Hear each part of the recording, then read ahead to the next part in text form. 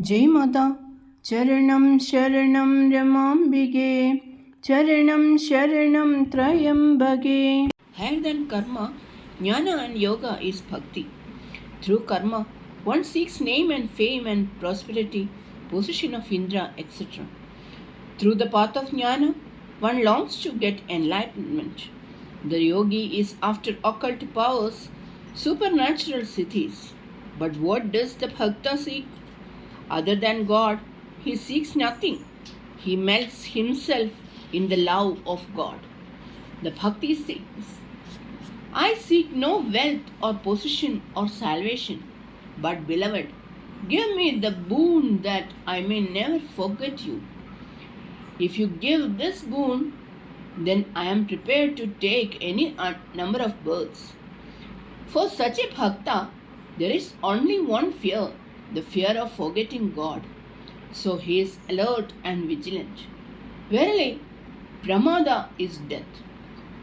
Bhakti, profound love for God, is self-giving in its very nature. Everything is yours, including myself, O my Lord. In his deep humility and utter surrender, the bhakta at last transcends the ego and gets united with the beloved. Even after the union is achieved, he continues to adore the Supreme. Other than God, the bhakta seeks nothing, not even salvation. Bhakti shines resplendent on the summit of disinterestedness. Nishkamada, therein is its supremacy. Some consider bhakti as a lower sadhana. Then there are some who say that jnana is dry, shushka. Both are wrong. They have no experience. Bhakti and jnana mean one and the same. In bhakti, there is no place for self. It is ecstatic absorption in self-transcendent consciousness of God. Profound concentration is a natural corollary of bhakti. The body, the senses, the mind, and the self all become unified, as it were, in one single current God love. It is an outpouring of his heart towards the supreme object of his adoration, God. The ocean of love is within you. The function of bhakti springs up only in a pure mind. It is universal. It is all cheer, all bliss. Never allow egoism, selfish tendencies, and tamasic mood of depression to pollute the mind if you desire to possess the elixir of bhakti. Depression kills the spirit of sadhana. It does not allow the seeker to take steps to the path of yoga. When clouds of depression begin to hover round your mental horizon, you should at once investigate, detect the cause, eliminate it, and regain the mood of cheer and zeal.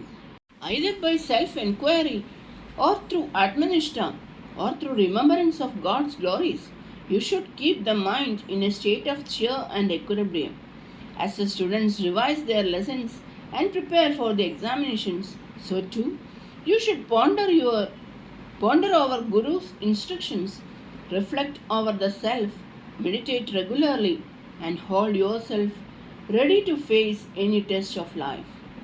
In bhakti, ecstatic love for God, the mind is inward bent and God fixed.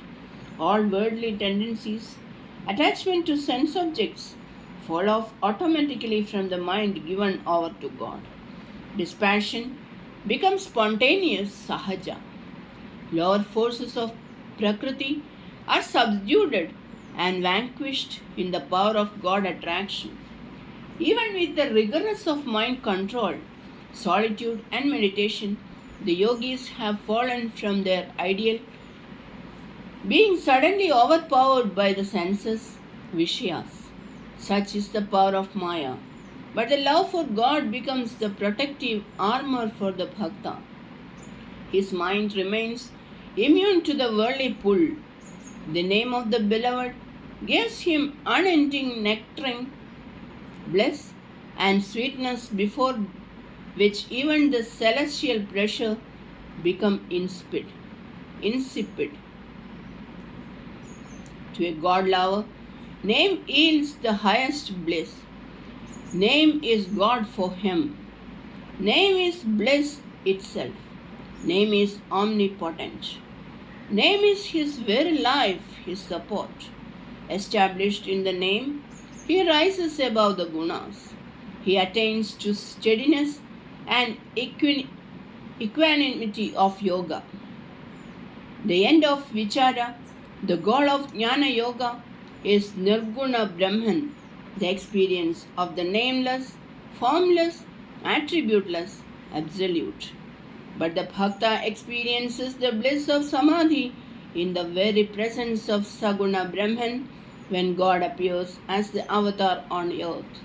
Until the nirguna is experienced in samadhi, until the gunas are transcended, Maya comes with its obscuring veil. But the impact of Saguna Darshan is an unforgettable experience. Look at the gopis of Raja. They were housewives. They had husbands, home, children, wealth, etc. to love. Yet their heart was with Krishna. They lived in constant thought of Krishna, in love for Krishna.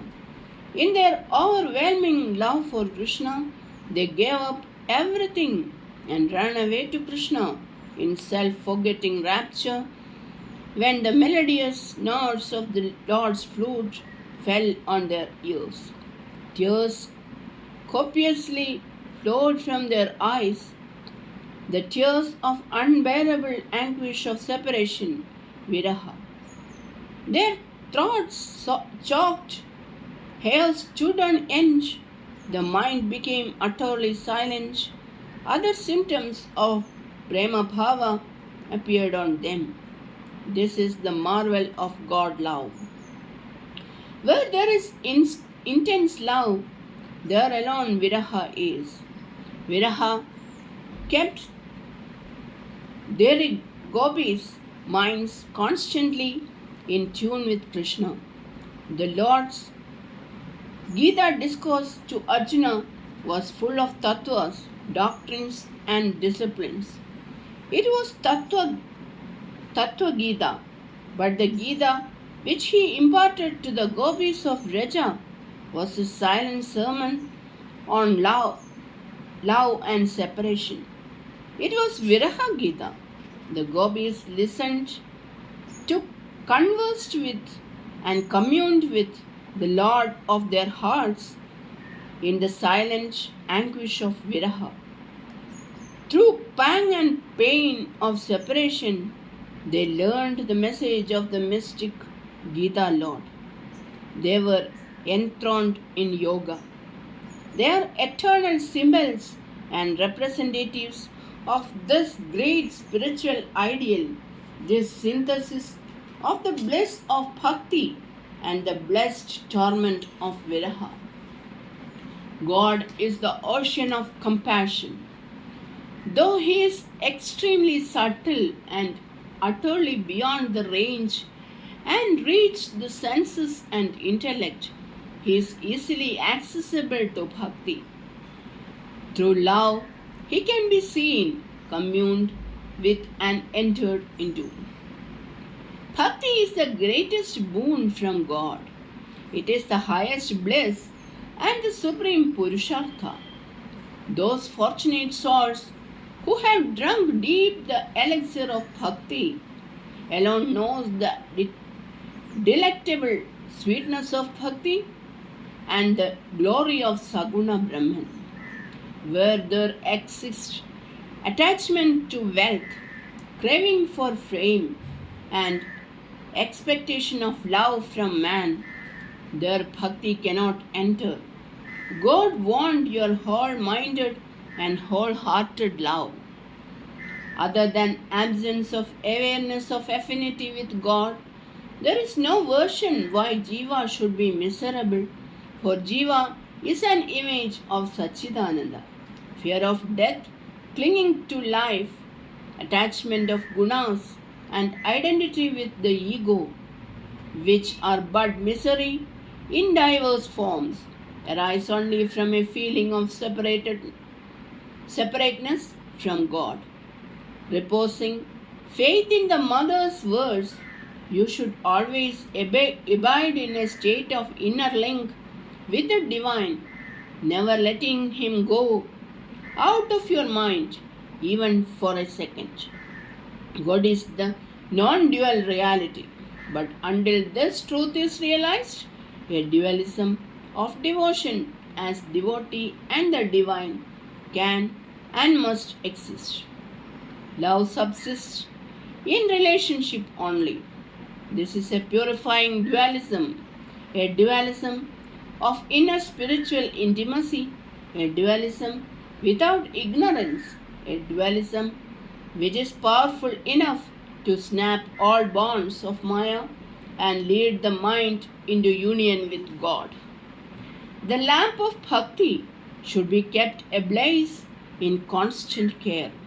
Understand God is for the jiva as water is for the fish. The mind is the obstacle to God vision. Mind must melt away in the crucible of bhakti. Until the ego is destroyed beyond the scope of re-emergence, until vasanas are totally wiped out, until the mind fully dissolved in the Supreme, and you attain oneness with Him, you should constantly live, increasing your devotion and practicing your sadhana. The reward of bhakti and dharma is a brave and heroic heart. Absorbed in God thought, the bhakti courageously faces life's bitterest trials and tragedies. Nothing can shake or shatter his faith. No situation can cloud his vision, disturb his mental poise, and embitter his feelings. Depression is unknown to him. His mind remains hitched onto God. With God as his constant companion, he displays superb courage, remarkable forbearance, and infinite fortitude. Bhakta considers forgetfulness of God alone as the misery. Even Pandits and Vedantis become victims to forgetfulness. Such is the power of tamas. When you are attached to and engrossed in any worldly object, you forget God and His glory. Ravana, the king of Lanka, had fortune, fame, power, tapasya, enjoyment, all in his favor. He was the son of Brahmana, but of what avail? The powers and qualities he possessed were of ascetic nature. Because of this, he led himself to ruin. The remarkable power of bhakti in a devotee is in the form of equanimity. No adversity, no tragedy, no storm of life can disturb his mental equipoise. Anchored in God, he is equal minded in praises and censure. The summit of bhakti cannot be touched in a day. Bhakti is not indulgence in emotional fantasy, it is pure and serene love for God. It requires greater strength to love God in the exclusion of all other pleasures. One has to patiently build the home of virtue little by little within himself before he can glimpse the dawn, the love divine. Bhava and bhakti are inseparable. Both play a vital role in spiritual evolution of the seeker. Sharanam Sharanam Ramambige Charanam Sharanam Trayambage. Jai Mata.